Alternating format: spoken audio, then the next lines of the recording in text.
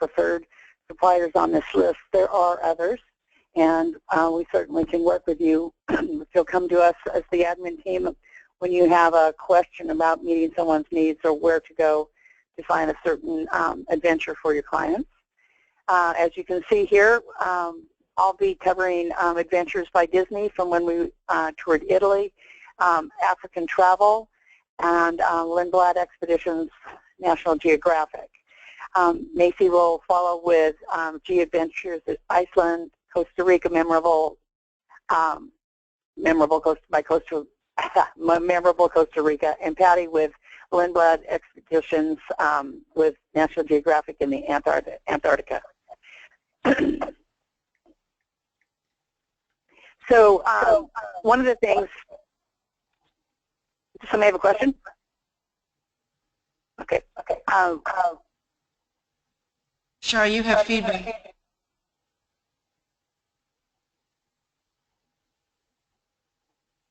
Yeah, I think I know where that's coming from, so I'm gonna fix it. Go ahead. Okay, great, thank you. Okay, so what exactly is adventure travel?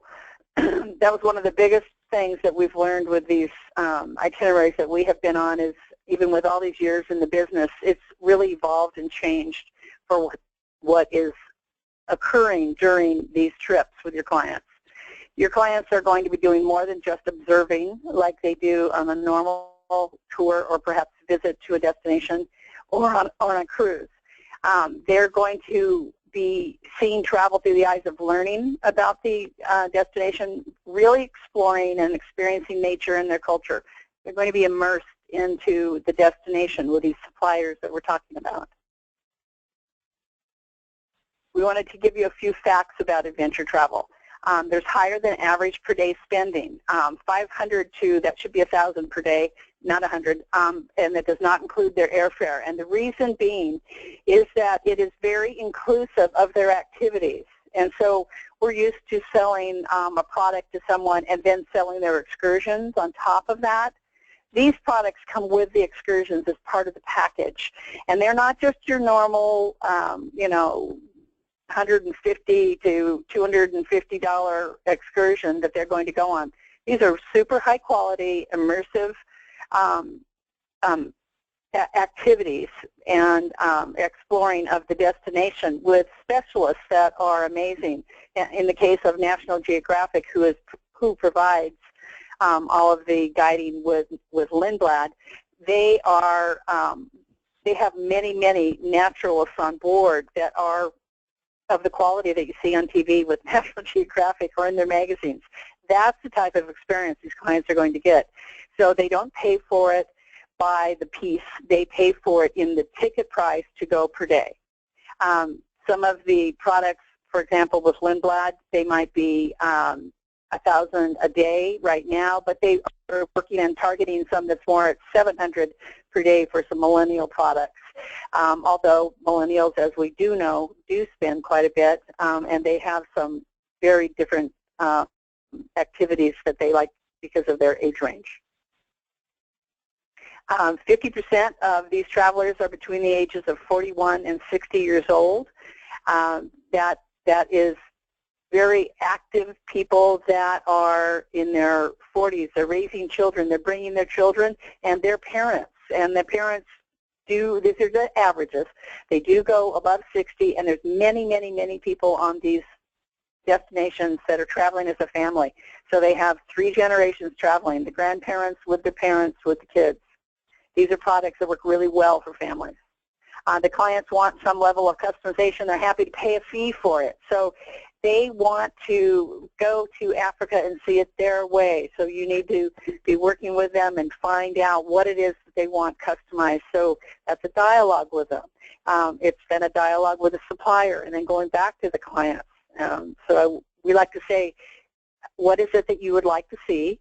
And they may need to be learning from you more about the destination before they can give you a good answer. So then you may work with a supplier. You may bring the supplier or one of us on the team in to help you with learning about what would satisfy their needs. So there's a lot of customization. They want to do this in a way that is a bucket list type of item trip for them, and they are willing to pay that to get the experience they want. It's really an amazing area of the market that is growing much higher than the rest of our industry's average. It's just going crazy, and we really need to get on board. We need to get you comfortable with how to access these products and what the experience is. This is an interesting slide. It really, it was provided by African Travel Trade Association, and it talks about where the different demographics are. And as you can see, it starts with some of the folks that are novice and first-time participants, that's the way that they want to see the world. Then it moves into thrill seekers and participants that are wanting to do more than what they've done in the past. And then the advanced travelers, skilled practitioners who have already done this, and they continue to want to travel this way. But this is a really interesting slide, and we'll have this recorded for you to spend a little more time and go back to it, or we'll help you work with this. It helps you with your clients. Look at the motivations that these clients have. They want to spend time together with their family. Now, sometimes that family isn't multi-generational blood relatives. It might be their friends. A lot of folks travel together in groups to do this type of travel. They're wanting to do like Patty's group that just did, where they traveled as a group and wanted to experience Lindblad National Geographic together. They're talking about another destination and traveling together again. They want to see new places. They want to relax during that time while they see these new places, or they sometimes want to do it with really exciting new activities.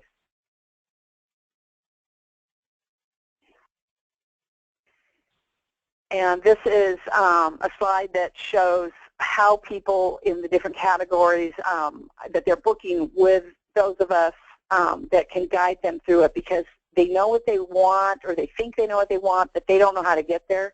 And they don't know how to get there with quality and safety around the world. And these are all the things that we can bring to the picture. Okay, these are a lot of the differences in what people get during a vacation like this. They are going to be active at the level that's appropriate for them. They'll have choices within this, but they can start out their day with any of these activities, whether it's a supplier that's doing a land vacation where they're actively exploring, they have hands-on experience all day, or whether they're in the water and ashore by 9 o'clock in the morning and multiple times off these small vessels and exploring in really unique areas with guides and naturalists showing them the way. There's other itineraries that will introduce hiking and biking or skiing depending on where they are. A lot of even the Adventures by Disney itineraries, those options are there. They are on a bike, or they're walking, or they're being guided. And they're covering, I think the average on our Adventures by Disney trip was 5 miles a day. It's where people were walking, and this was just what the day was going to be. They contribute as well to ecological and humanitarian causes and foundations. Those are things they're interested in, and these are suppliers that very openly support part of what they do in their efforts to provide travel is to give back to the world, and clients want to participate with companies that do this.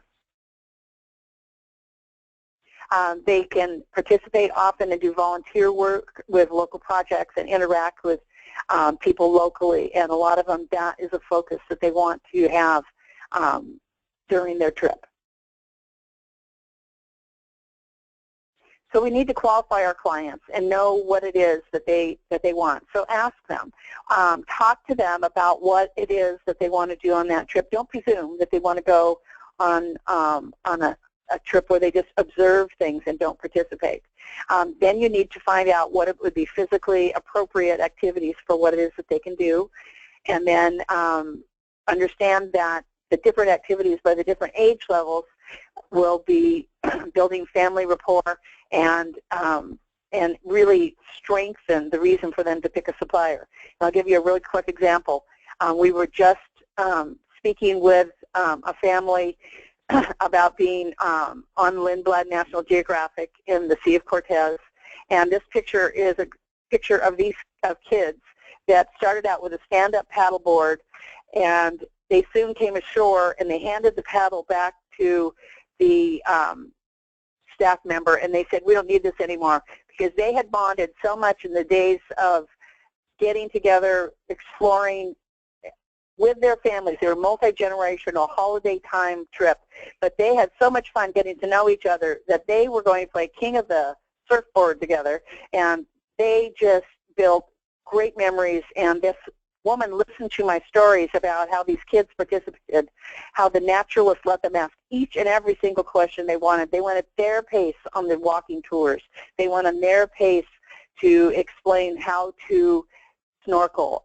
They took a 5- and 6-year-old and got them comfortable with driving a Zodiac on their own, and they gave them licensing that said that they were now a certified operator with Lindblad Expeditions and National Geographic. They put things in focus for the client to know that their kid was having a fabulous time. The parents were amazed at what their kids learned and got comfortable doing, and the grandparents got to be a part of it.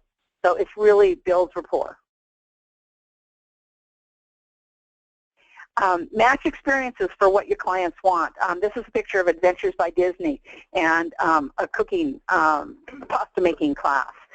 Again, an activity in the middle of Tuscany where we were in an amazing farmland, beautiful tour. We had wine tasting and pasta meal after this.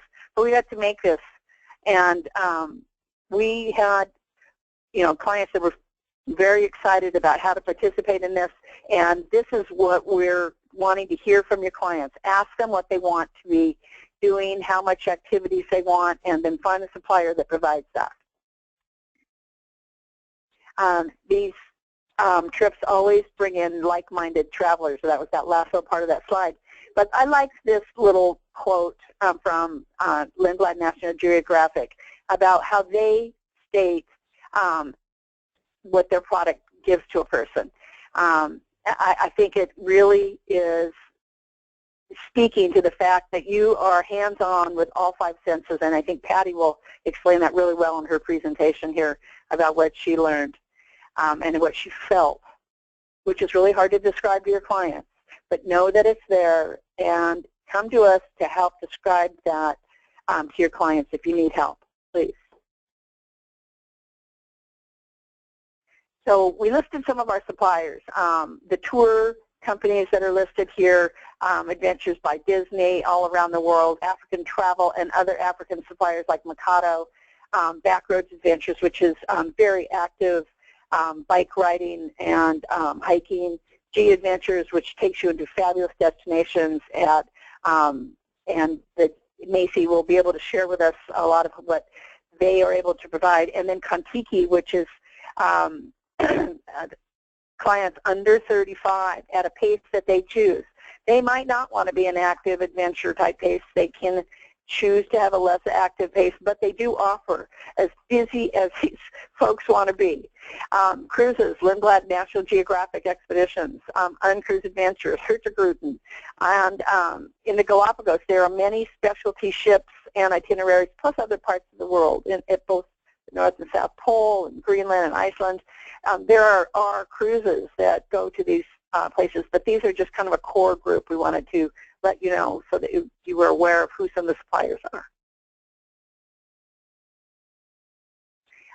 I've talked a little bit about these already, but these are the 3 that we have just most recently gone on. This is showing you what you did every day. You got up, you got on these, they're like a Zodiac, they call them a rib boat, and off you go. You're going ashore. In this case, we were sightseeing with binoculars and cameras, and other days you're in snorkel gear and you're right in the water, or you're going ashore and you're at the beach and you're hiking and you have your tennis shoes on, or many other activities, but it's very active. In Africa, when you're on safari, I wanted to get across to you how immersive this is, how close you are to the action, so to speak. This is our vehicle. That's a rhinoceros, and that's really how close we were to him. It isn't dangerous. I can talk long and hard about that to you and how that felt. We don't have enough time in this presentation to get it, but I wanted you to get a sense of what your clients will get, how close to the animals you can be in a part of this. You are immersed in this for hours. You're not going, you can have any level of luxury you want in your accommodations. This was a beautiful camp, King's Camp, on the edge of the greater Kruger Park. Beautiful setting. You see the bed with mosquito netting, the luxurious tub and shower. That was just one of the rooms. They have all levels within the company of African Travel for different camps, but they are not roughing it in a tent that a client might be afraid of. And we can talk to you more about what the authentic tent experience is versus what it is to be in a regular building with perhaps great views and balconies or areas where you can get outside and camp as well as on safari. We had experiences like this, both daylight and darkness. I wanted you to see that we were out after dark, and there were lots of examples of when the animals would be active that time of night. And you want to make sure that your clients are comfortable with what the experience will be. They will see animals being animals in the wild. That means they're eating other animals. There are times that might not be the most comfortable with everyone in your party. So you don't want to be gross or graphic about it, but it is like watching the Animal Channel, and it is like watching National Geographic with different experiences around the world. So fantastic experiences, but your clients do need to know what they're getting into, and you need to listen to what they tell you and then talk to the supplier with African Travel, your specialist, about what it is they want to do. This is a video we're going to try to play. Not sure if it'll be great quality, but go ahead, Sandy, give it a try.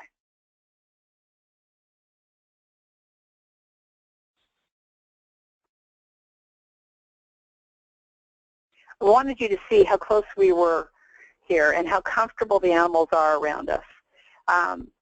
The guide is actually talking to us. We're asking questions. We can talk loud enough to do that as long as no one gets out of the vehicle, stands up in the vehicle. We were this close to the animals. They would walk around the vehicle because they don't see us as prey. They don't see us as anything that's dangerous, but it really is an immersive, be in the moment with these amazing animals. Lindblad, small vessel, goes into little tiny places and moves around according to what it is that the conditions handle for the day. We had really high winds our first couple days, so we couldn't go to the itinerary that they had planned at the islands. It was too far to go in fairly rough seas. But then National Geographic, who are the educators on board. The ship is by Lindblad. They arrange it, and you book through through Lindblad Expeditions when you're on a vessel. But National Geographic are the core of the content and what is provided. So it's just like the travel show. This is the whole back of the ship. You get right onto those boats. And then you're ashore like this. That's okay, Sandy, go ahead. You're right onto the shore where people are in wetsuits, and they are going very close here to swim with sea lions. Another day we went with whale sharks, which are huge mammals that were off of La Paz.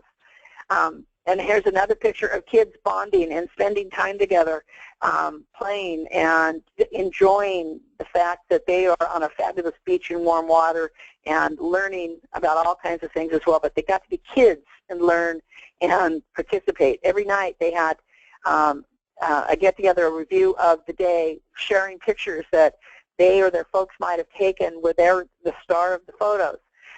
It was a really immersive experience for everyone involved.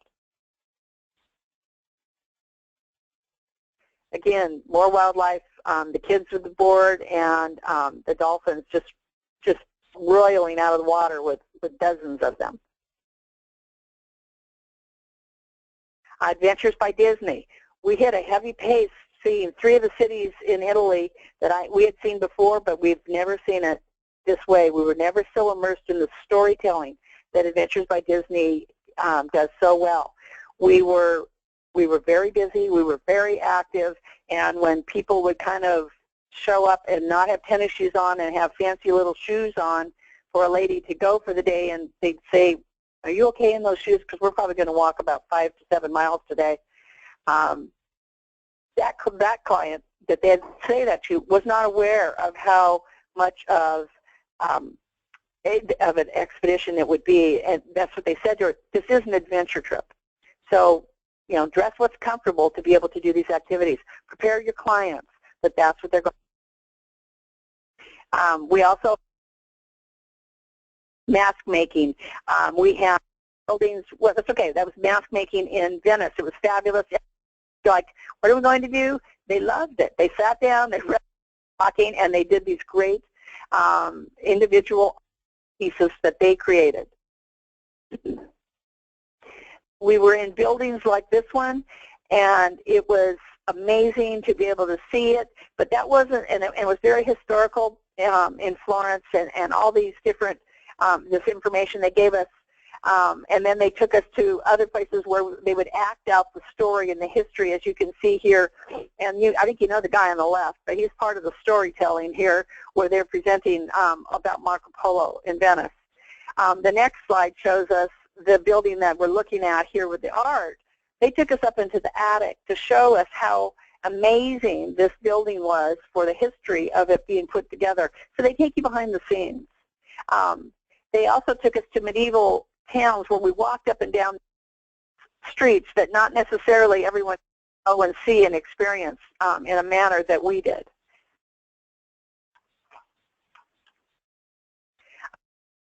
This was in Tuscany. We were taken out to a farm with these vineyards and rolling hills, and then meals in castles with fabulous views that we were immersed in what the local history is, what the farming is like, family members coming and talking to us. We were immersed in the destination in examples of things that other people do not get when they go tour on their own.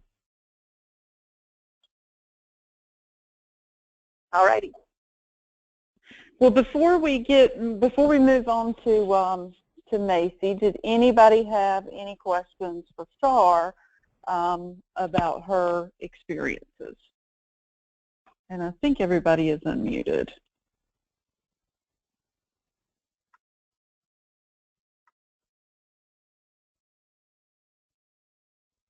Okay. Well, Macy is going to start now, so let me make you the presenter, Macy, and we will let you get started talking about your experience. All right. Well, hi, guys. So I'll talk kind of fast because I'm going to do a little bit on Iceland and Costa Rica. A couple of basics on Iceland. Super easy to get to, just 5 hours from Boston, no visas. The easiest customs ever. Like, we've all walked out and said, "Was that it?" So very easy to navigate. Everybody speaks English. Food is extremely expensive. Whatever you think it is, triple it. So that's just a little bit of the basics. I'm trying to figure out how to do this with that on my screen. I'm sorry, y'all. I wanted to page You should just be able to use your right arrow. There we go. Okay. You got it? Yeah, I got it now. Okay, so nature lover's paradise. Geothermal spas everywhere. This is the Blue Lagoon, which is a very famous one. But all the hotels we were in, not all of them, but a lot of them have their own little geothermal spas out back that you can sit in and stargaze, or maybe see the northern lights if you're lucky. Waterfalls everywhere. I think I lost track of how many we saw, because by the end of we were like, oh, another waterfall, because I mean there's everywhere. Lots of active and inactive volcanoes, lava fields. You can take tours up into the volcanoes. We took a tour of a geothermal power plant that was very educational and interesting. Glaciers, of course, the largest in Europe, whale watching, northern lights, again, if you're lucky. Here's just a couple of the waterfalls that we saw. Again, lots of them. This is a lava field that we went through, and then this is, again, is that glacier that is the largest in Europe, and gorgeous. The most amazing thing that we saw while we were there, Diamond Beach in the Glacier Lagoon. If you're going to go to Iceland, I don't care what else you see, but you have to go here. It's simply incredible. Black sand beach and large pieces of ice floating on it, and the contrast in the colors is just absolutely stunning. And then that's the Glacier Lagoon. Again, it's right there by Diamond Beach. It's all one stop. Again, stunningly beautiful. So for adventurous clients, diving, yes, diving in Iceland. There were people when we were there in November diving. It's at Thingvellir National Park, and you're actually diving between the tectonic plates, and the water is coming up from underneath. It's just absolutely crystal clear, and for any of your diving clients, this is like a bucket list place to want to dive. We did have a diver on our tour, and he was going to do this after our tour was over and was just super excited about it. Super Jeeps, big off-road Jeeps that you can take out onto the glacier. We did do that. I have a photo in a little bit. We had to take the Super Jeep out when we went ice caving, and that was kind of an adventure in itself. You kind of felt like you were on a moon rover or something. It was so big and bouncy and stuff. So it was really fun. It was almost like a roller coaster. Snowmobiling, rafting in the summer, horseback riding, glacier hikes, as I said, ice caving. This was the ice cave tour that we took. You strap on the little crampons, and you walk out over the glacier and go into this cave that is just incredible blue. We actually got lucky. The day before, a cold front had come through, and we were able to go into the cave. The day before, that cave that we're standing in was filled up with water, so kind of interesting. So we got lucky with a cold front. Again, these are the Super Jeeps on the right here that you have to take out over the glacier, out onto the glacier to get to the cave. And you can do a tour just with those Super Jeeps as well. Northern Lights, we were there a whole week and didn't see them, but this means we have to go back. But they're pretty prevalent there. They were seen like the day before we got there and the day after we left. So you have a pretty good chance if you're there for a while. Just a little bit about G-Adventures. That was the main reason why I wanted to go on that, Sam, is because I was really interested to see what their product was like. Some of the things that are a little bit different about them, they do have really small groups. So their biggest they go is 12 to 14 people. So that's kind of a lot smaller than some of maybe the other group tours that are 30 or 50 people. So that's something nice for people kind of like me who are kind of loners who like to do their own thing. It is a small group, and they do build in a lot of free time into their tours, so you kind of get the best of both worlds a little bit. Very adventurous, but they do have different levels of trip styles, they call them. They have YOLO, which is for the young 18 to 39-year-olds. They have active trips that are very active, like hiking the Inca Trail and staying in tents. They do have local living where you'll go and actually live in a house with someone in Peru or Thailand or wherever the trip is at. So if you have people who are really interested in immersing themselves in a culture versus staying in a hotel, this is something that you can think about. They do have classic tours, which are more like what we think of on a tour where they're staying in a hotel. And they do have a few family options, not a lot, just a few destinations that they have family options. And then they do have National Geographic journeys as well. The Iceland trip that we went on was a National Geographic journeys, and that is their most upper end touring style that they offer, and that's all hotels. It does include more meals than some of their other trips, and it includes more activities. So the ice caving, more stops at different things to see along the way. One of the options, if you go in the summer, is to go out on a boat into that glacier lagoon that I showed a picture of, for instance. Strong point for them is South America, Peru, Machu Picchu. That's where they started, and they have a huge brown office there. A lot of people that work there. They do tours all over the country, though, or the world, rather, like a lot of different destinations.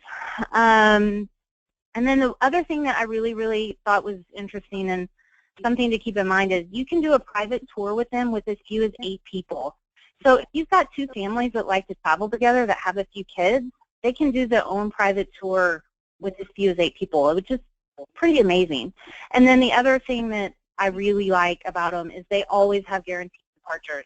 Even if your clients are the only ones booked on that trip, they're still going. So you don't have to worry about a trip not making the numbers. Okay, moving on. I'm going fast. Costa Rica. Again, basics. Very close. It's less than 3 hours from Dallas. Don't forget there's 2 airports down there. Everybody automatically thinks of San Jose, but there isn't a newer airport in Liberia that's further north. So just depending on what their itinerary is and where they're going in the country, the Liberia airport is much easier to navigate. You're not in the middle of San Jose, super small and easy in and out. So don't forget about that. They do have that departure tax, but it's included in most airfares now, so it's not really much of an issue anymore. And on the other end of the spectrum from Iceland, it's pretty inexpensive as far as food and that kind of stuff. And you can have cute little green frogs on your face.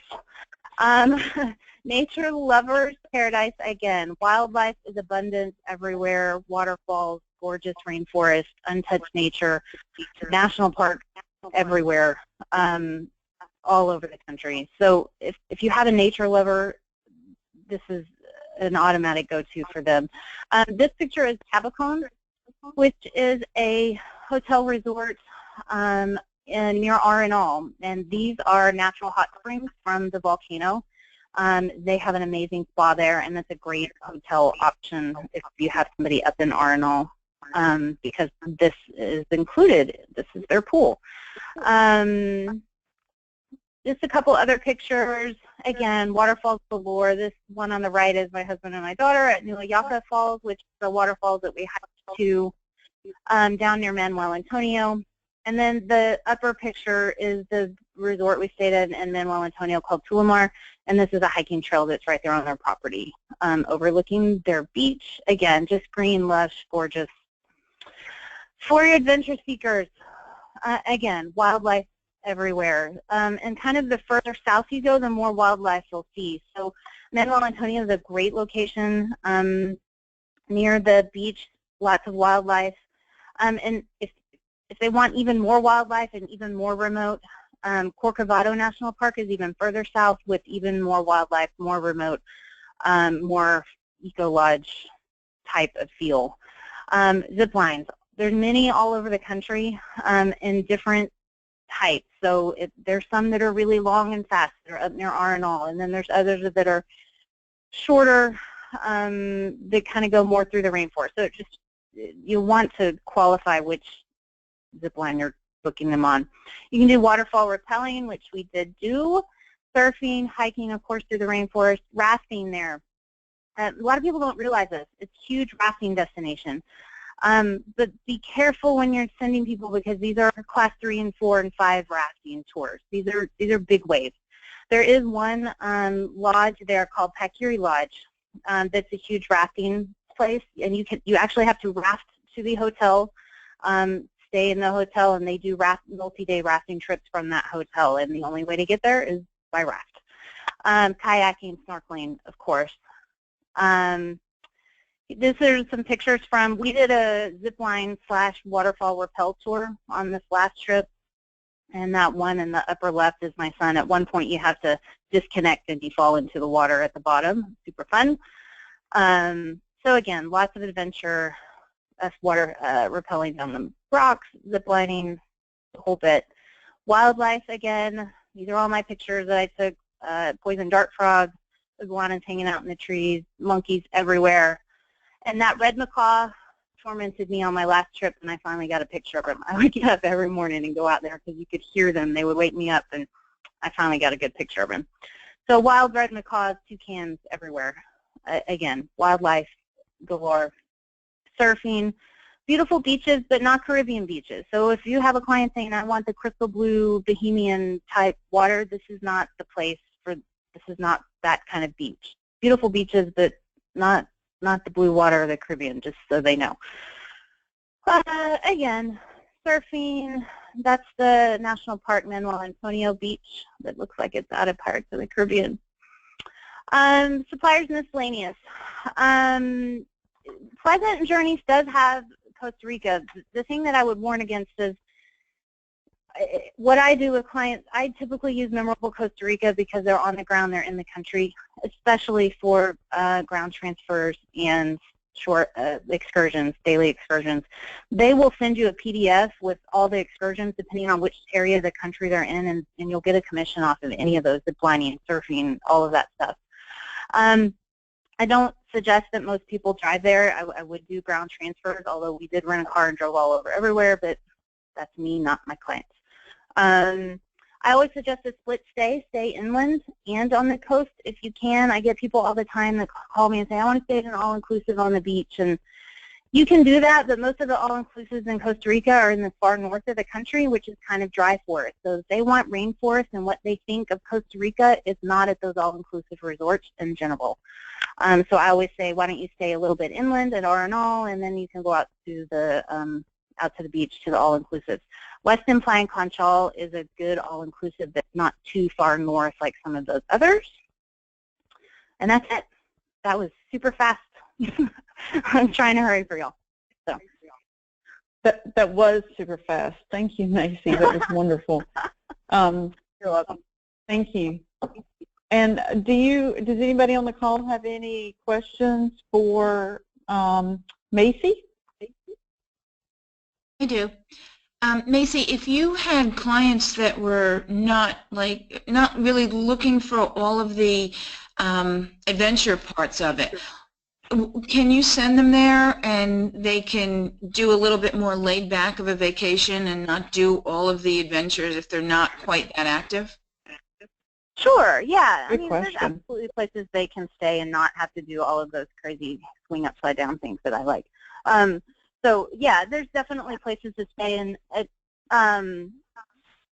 And the nice thing about Costa Rica is there is a wide variety of hotels from luxury down to eco lodges. So I mean, they can definitely be as active or as inactive as they want. And there's places like that place that we stayed in Manuel Antonio. We saw wildlife sitting at the restaurant. They were all, monkeys and sloths were all around us. So it's not like we had to go for a 3-mile hike to see them. They were right there. So yeah, definitely you can make that as active or as inactive as you want, for sure. This is Christy, and I have a question. You mentioned about not driving there. For the adventurous ones, how is the driving? We drove, we flew into Liberia and drove all the way south down to Manuel Antonio and back. And we even drove further south than Manuel Antonio to go to that new Ayaca Falls that I was showing you. So we drove all over that country and never had a problem. The roads are fairly good. They're better than they used to be. They're getting better every year. They just finished the Pan American Highway that kind of runs the length of the coast. So it just depends on where they want to go. Now, if they're wanting to go up into R&All or Monteverde, which is kind of more inland, the roads up in there get a little more windy. They get a little more, you know, 2-lane windy roads versus out on the coast. So it really depends on the itinerary that they're planning and where they're going and that kind of thing. We did not have a problem, but the first time we went, we had transfers everywhere, and I felt, after being there, I felt, oh, I can do this, no problem, and so we rented a car the second time. So I guess it really depends on your client and how well they can read maps, and are they comfortable reading maps in Spanish and knowing where they're going and that kind of thing. Okay, thank you. This is Char, and I want to chime in a little bit there. We were there and had a vehicle and also had a really bad car wreck while we were there. And you would want to make sure that people have super heavy-duty insurance for having a car there. They won't let you out of the country if you have something happen to the vehicle without making sure it's paid for first. And we happen to have a resource there who helped us get out of the country, but that was difficult. And when you do get to the parts of the road that are bad, they can be very bad, but just uncomfortable. So if they get out to a beach road that isn't, like I said, the resort is out to a beach area that doesn't have a great road, then they won't want to be able, they won't be able to get into other areas because they won't want to go across that road because we're talking huge, big, bumpy potholes in some of them. So, you know, find out where it is they want to go, and it's maybe worth talking to the supplier about how good the roads are, and then again, how comfortable the client is and all of the things that Macy commented about, including knowing where you are in the country, reading maps in another language. Thank you. And there's no very street good lights. point. It's very dark at night. The roads are not, there's not street lamps. So at night especially, and especially if it's raining and it's dark, it's really hard to see at night. So there's that too. And there are a lot of people who are not at all comfortable reading maps. So that is a very, very good point. Good. I actually well, have let's one go more ahead. question. Okay. Sorry. Macy, what do you think about an itinerary of flying into San Jose, driving or transfers up to Arenal, ending up in Guanacaste, and then flying out of Liberia? Is that like a doable? It's very doable, and that's actually what the first time we went, that's exactly what we did. We flew into San Jose, we did Arenal, Monteverde, ended up in Guanacaste, and then flew out of Liberia. It works great. Yeah. Great, thank you. But on the front end, are they doing transfers? I was going to say, San Jose is a big city, and it's very crowded, and it's hard to drive around in San Jose. Like, when we drove our own car, we flew in and out of Liberia, and it's a totally different story than San Jose. So I would use transfers for at least San Jose, Arenal portion of it, if not all of it. Perfect, thank you so much. Sure. All right. Well, we'll have some time at the end for other questions as well, but do want to hear from Patty. So, Patty, if you want to go ahead and share your screen, thank you. We can see that now, and we'll let you get started. Okay.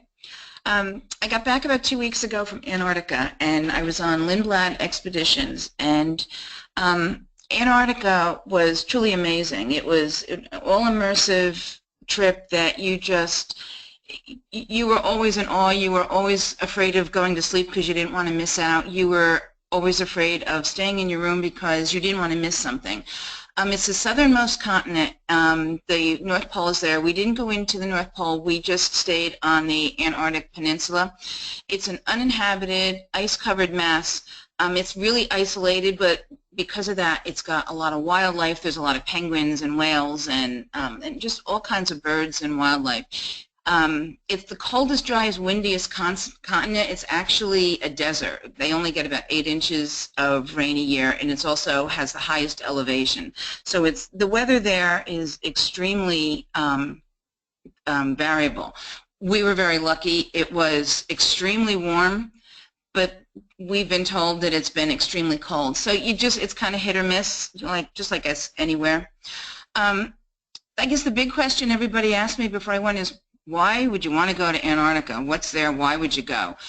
Well, nature just puts on the most amazing displays of just absolutely everything, whether it's a calving glacier or a diving penguin. Or the splendor of Antarctica is just so far beyond words. I kept saying, I think I need a new thesaurus, because you thought you couldn't see anything more spectacular, and then the next morning you get up and you're just in awe all over again. It's absolutely the adventure of a lifetime.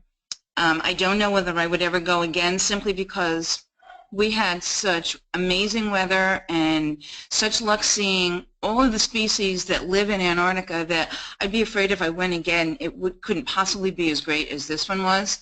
But there are people that have done it 2, 3, 4 times. You learn so much about the area, the inhabitants, the history, like Shar said about the National Geographic specialists. They are not only well-versed in their own subject, but they are well-versed in the area because they've all spent so much time in that area.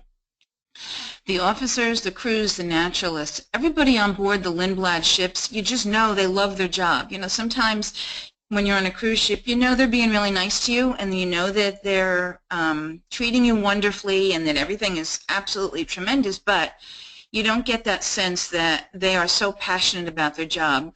Whether it was the girl cleaning the room or whether it was the naturalist or the bartender or the captain or just everybody just absolutely loves their job, and you absolutely know it.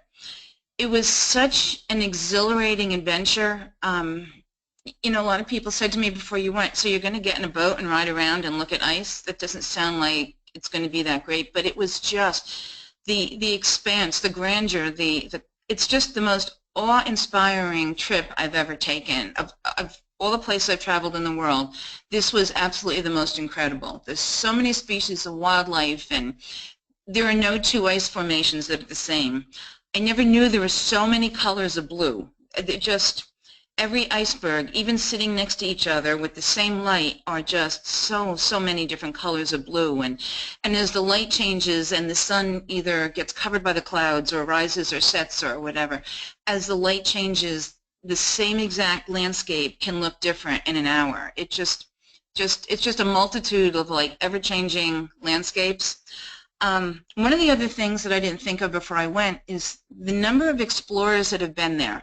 They make sure you know about all the explorers that have come and their history and their story. So we actually were following the footsteps of some of the explorers that braved the weather and mapped that area of the world. And Shackleton's journey, he was the first one to go to Antarctica, and we learned so much about him and heard so much about him, and we had a talk about him one night, and we even all had a shot of whiskey that was the same whiskey he brought with him to Antarctica. And that's like one of the little things that Lindblad does to just make you feel that much more special, like they've thought of every little detail. One of the other questions I got, I know I'm talking at the speed of sound, but I'm trying to get done, sorry. One of the other things that everybody asked me is, what are you going to do for 10 days in Antarctica? How are you going to spend a week in Antarctica? What can you possibly do? There's daily landings, sometimes two, where we go on shore and you hike, you explore. Actually, to just sit on the beach, my son Denny and I just sat on the beach one day for about an hour and just sat and watched the penguins. It's so fascinating to watch a penguin walk over to a pile of rocks and pick around and look for the perfect rock to take back to his mate that's sitting on the nest on the eggs. He shows her the little pebble that he's collected and adds it to their nest. And as he walks away, he goes to get another. And he picks out the perfect pebble and he brings it back, and again he shows it to her, and then he places it gently on the nest, and then as he starts to walk away she squawks, and because their next door neighbor is looking at him bringing all these purple pebbles and perfect pebbles, and rather than going and get one himself, he starts stealing them off the nest. So then he runs back and he's squawking, and just nature at its finest, and you could just sit and watch that. It was just so fascinating. Bird watching, I'm not a bird person, and I have absolutely no interest in birds. And there was a group of us during the first lecture that sat in the back of the lounge thing, and we all kind of said, birds are not my thing. By the end of this naturalist talk on birds, we were excited about the birds. And he says, come on, let's go out on the stern deck. And so the lecture then comes to life because he takes us all out on the back deck of the ship and he's pointing out different things, and you just get so immersed in the excitement and the birds and the nature that it was absolutely incredible. There's only allowed to be 100 people. International law dictates they're only allowed to have 100 people on land at any time. So they divided us into 6 groups. So they rotate the groups so that no one group goes ashore first, and while the first 3 groups go ashore, the second 3 do daily ice cruising expeditions in the Zodiac, and we go out looking for wildlife and ice formations. And again, you would think just riding around in a boat looking at ice would not be exciting, but you know, one Zodiac boat says, the naturalist says over the radio, I found a whale, and we're all like charging towards it because it was fascinating. It was absolutely exciting. We did tobogganing, we did kayaking, they did a polar bear plunge. The naturalists were just amazing. The National Geographic photographer we had was Ken Garrett, and he went out with us. He was on land. He was on the boats. He went on with a different group every time, and he would actually say, you know, take it this way, take it that way, to zoom in, zoom in, and he was really great at telling us how to use whatever camera we had, whether it was an iPhone or a $5,000, you know, digital Nikon or a Canon or whatever. No matter what camera you used, we were divided into groups by the cameras that we had, and somebody on the ship was well versed. And there was a B&H camera store in the basement, a lending library. So if you needed equipment, your equipment broke, you need something else that you didn't bring, whatever, you could go down and borrow it. It was amazing. We went to visit a research center that has been restored to what it was like in the 50s when it was at its heyday. We cruised through scenic passages, and we just searched and hung out for whales. It was absolutely amazing. The itinerary on Lindblad, when we got the itineraries before we went, it just simply lumped together day 5 through 10 in Antarctica, and that was simply all it said, and we were like, well, you know, what are we going to do? Just kind of wander around. But the itinerary is written so that Lindblad puts in the request and submits their itinerary so much farther ahead than all the other cruise ships that they have the first right of refusal where they want to go. So if the captain, who is just excited about all of this each and every week as everybody, he gets excited about the whales as we do. It's an open bridge policy, so you can spend 24/7 on the bridge with the captain if you want. And he literally would go, oh my gosh, there's a whale, and turn the ship, and off we go, headed through ice, and it was just amazing. The flexibility in the schedule is great. Like one night we were going to go after dinner for a walk on this island, and it was going to be like 10 o'clock at night. We'd be able to see the sunset, but it got a little overcast. But an emperor penguin showed up, and emperor penguins that time of year are very rare in Antarctica. They're usually all gone by then because their eggs are hatched like 2 months before the rest of the penguins. So it's very rare. And we found an emperor penguin. So, you know, over the PA system he announced, hike or penguin? And everybody goes, penguin! And so he turns the ship and off we go, and the itinerary is out the window, and we had a whole new itinerary at the blink of an eye. So it was really interesting. Lectures were canceled because a whale showed up, and you know, the naturalists are so flexible and so wonderful that way that they're as excited to see the wildlife or the calving icebergs and glaciers and stuff as anybody else is. So they'll be the first one to say, I want to go on the deck and forget my lecture. Their expertise is just absolutely incredible. They're so well versed in so many different things that they can talk about anything. So you learn so much about the area. But they don't just stay to themselves. For dinner at night, they're all in the dining room and they're having dinner with you. If there's an empty seat, can I sit with you? Instead of, you know, staying together in the cruise quarters, they are out all over the place. There were so many generations on board this ship because we were Christmas week. Between Christmas and New Year's, we were there. And the youngest one on the trip was 12, and the oldest was 90. And there were 140 people in between. So while my kids are 23 and 30, they each had their own group to hang out because there were about 24 20-somethings. There were about 24 30-somethings. There was a group of about 12 teenagers, and because there were so many teenagers, one of the specialists, the youngest, took the kids and had this group of just them, and they went out and did their own experiments, and they too did the Zodiac teaching class. So one day when we lifted anchor and we're going, the kids are all out on Zodiacs racing our ship and just having such a great time. Every generation had a blast and had people of their own generation to stay with, and there was absolutely no detail left to chance. This picture here, this lady here, met us at the Miami airport. So we weren't even out of the country yet. There's 2 places in the country. They fly everybody to either Houston or Miami. And there's a Lindblad representative there. And to show you how they think of such little details, in our documents we all got little blue and yellow ribbons that we weren't quite sure what it was for, but we all tied it. I tied one on my handbag and one on my carry-on, and we all kind of did that.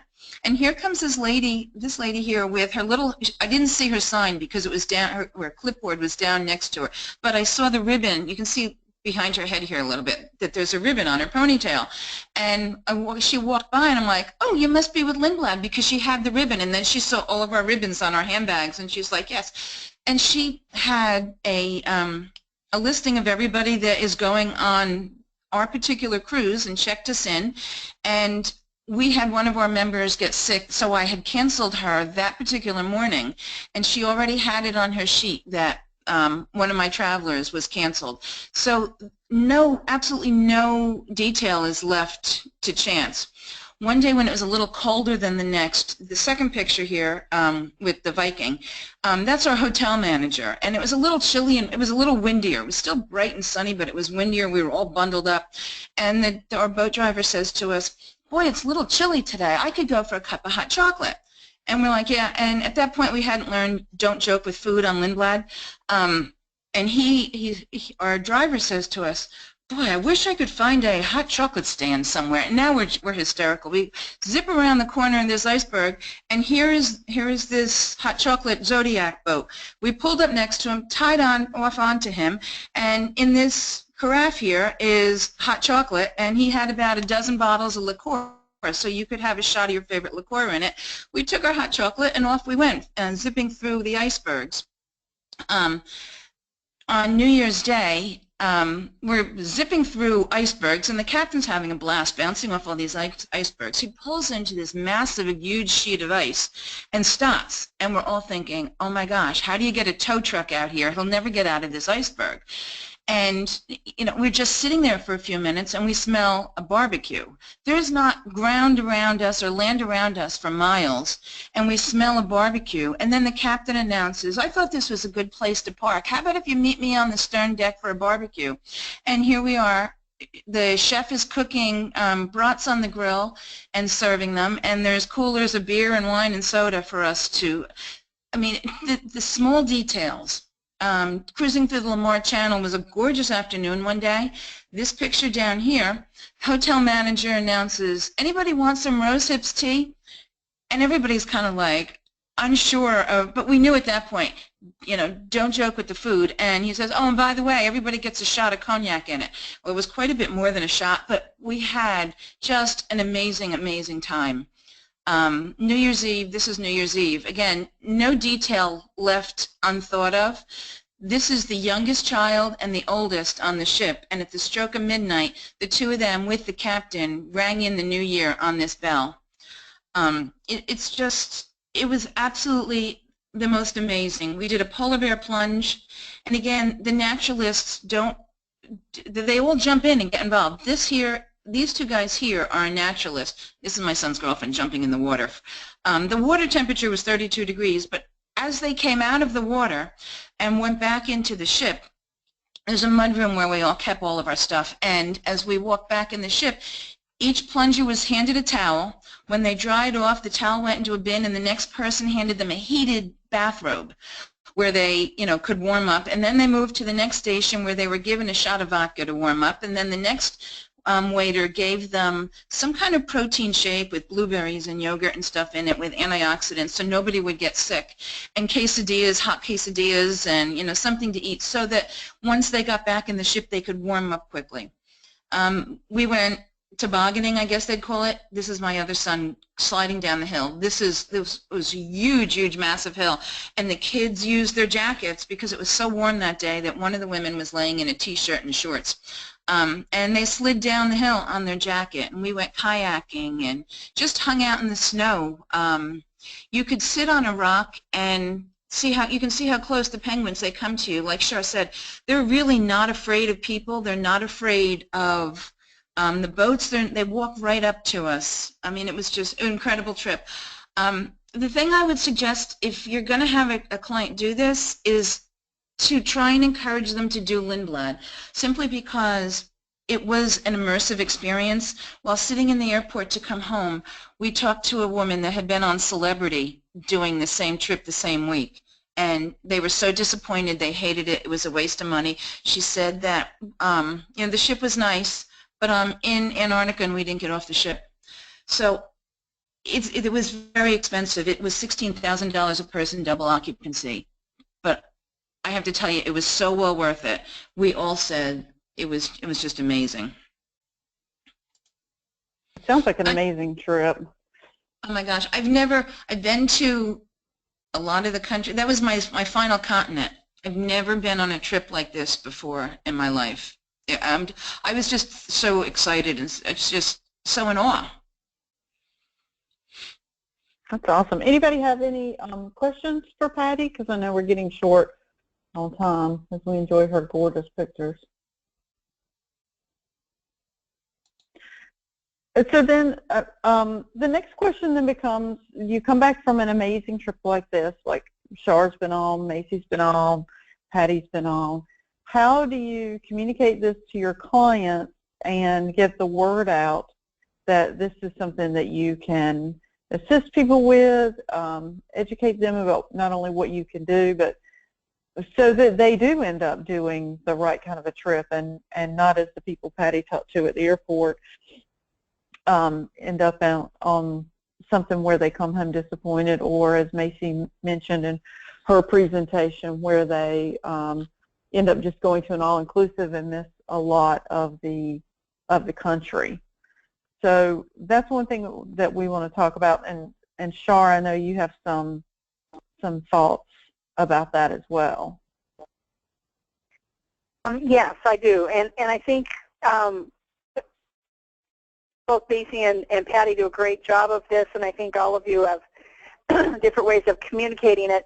But I think you need to be writing about it, sharing the excitement that you have, whether it's in social media, in newsletters, to like a newsy update to your clients about where it is that you've just been, include a few pictures. Taking a look at clients who have done some trips that they travel either with friends or family, and their kids are of an age that something like this might appeal to them.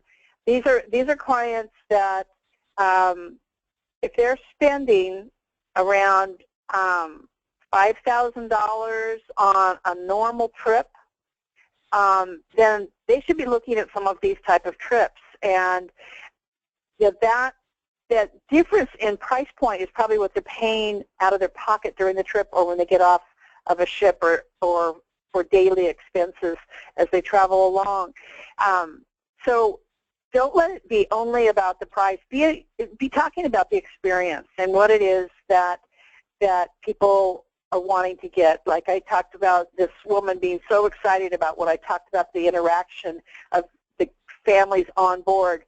And she'd been talking about doing a Disney cruise for her family. She's now talking about doing Lindblad because she would much rather have them be active together and enjoy that and send the money there than she would watching them do activities that draws them away from each other as a family. Not that Disney's ever a bad product, but she just saw the advantages of an active vacation together for her family. So we really encourage you to start talking about this, whether or not you have done this or not. This is what clients are looking for, and we have the statistics that we had in the earlier slides that are saying that this is what is the fastest growing segment of travel right now. So if you're not talking about it, somebody else is. And they're going to be talking and getting your clients excited about it from another source. So you need to be referring to things like this in your posts, referring to it in your conversations in general with people, and reaching out to smaller groups just to share information. You don't have to sell it. You just share it. If you need photos from any of us, I'm sure each one of us has hundreds, if not thousands, of photos that we would share. We have guides that Sandy has uploaded to the Drive, some adventure guides, I believe they are, from the adventure travel trade. And we want you to feel comfortable using those of us in the agency. Remember that Betty Sue and Mary Jane recently traveled on cruises. They've been in different parts of the world everyone wants to share with each other, so use each other as a resource. Make the destination specialist your friend as your in-country resource wherever it is your clients want to go, and come to us as an admin team for how we can help you be comfortable with the knowledge. There's lots of training out there, but there's also ways to have the suppliers make you look great. We will be having some additional training throughout this upcoming year with some exciting little side benefits for those who participate. We're hoping with at least African travel, and we'll see who else we can maybe do things with to entice you to participate and learn a little more. Anybody else? The other thing, further questions? Yeah, the one thing I also wanted to mention is to just keep in mind that this is, some of these big ticket trips, especially Antarctica, are not something that you mention today, talk about tomorrow, and they book next week. These are things that you plant the seed now, and it may be that they book later this year, it may be next year or the year after. So this is part of growing your database, growing your client base, and educating clients about what you can do, because as Shar said earlier, if you're not talking to them about it, when it comes time for them to look at something like that, they will probably go to somebody else because they may think that's not something in your repertoire. But yeah, time for questions. Anybody have any questions for any of our presenters? And thanks so much to everybody for sharing such interesting information and beautiful photographs. And I know Patty only took 11,000, so it was hard to narrow down to the ones that she shared. I can imagine. So questions for anybody, from anybody? I have a comment, not so much a question, but I started an Excel spreadsheet, and every time somebody says to me, wow, you know, I'm thinking about going to South Africa next year, or I'd like to go to the Galapagos Islands, or I'm thinking about going to Iceland, or I'm thinking about going to Machu Picchu, I put them on my spreadsheet and the destinations they've said I'm thinking about. And so when the time comes that I have like maybe 6 or 8 people that have said it, I'm going to see if I can put together a group out of those people. But I can't keep it all in my head, so I started an Excel spreadsheet with all of that information on it. That's a great idea, and remember you can use client base for that as well and check it off, or use the activities to make notes about it. And creating a group and then saying, hey, come join me in this destination is a lot of times motivates people to go ahead and make the decision and move that further up on from their bucket list to their to-do list. And Sandy's really right, and I think Patty and Macy, you'll probably agree as well as anyone else who's booked trips like this. This isn't something that they don't normally call you and go within just a few months. They plan way in advance, often more than a year, and it gives you time to work with them. I think Lisa Sharman was just talking about a family group that she has. They're talking about going to Africa, and it's often in the following year, not even in 2017, but another year. It gives you time to do it, but a lot of these do need some advanced planning to get the itinerary just the way your clients want and the availability and space on board if it's a cruise. We started 18 months out on Antarctica. Yep. See? There you go. Questions from anybody?